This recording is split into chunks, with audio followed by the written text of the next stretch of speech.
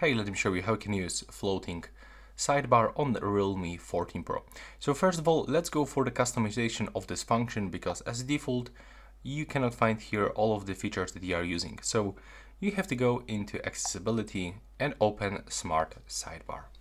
And as you can see, when we are here, we can first of all change location, size, and for example, hide it automatically. So it doesn't appear right here, and you can just simply get it back by dragging like that. Then you can actually change size of it by using that sliders, the transparency, place, so you can get it up and down, and also side, you can get it on the left or on the right side. You can also reset to the defaults if you want to get it like that.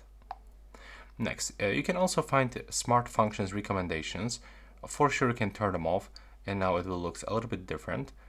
And here you can also show recent files and show app names. Now when you open it, you can also edit all of these things. So you can click edit. And now if you want to add something or remove something, you can for sure do this.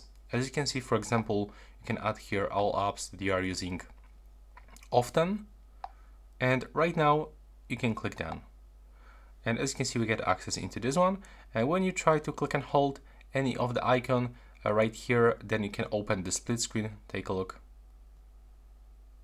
Or for example, you can open apps in the floating mode, and you can also minimize them, close them up, move them to the full screen. But that's how it actually looks. Thanks for watching.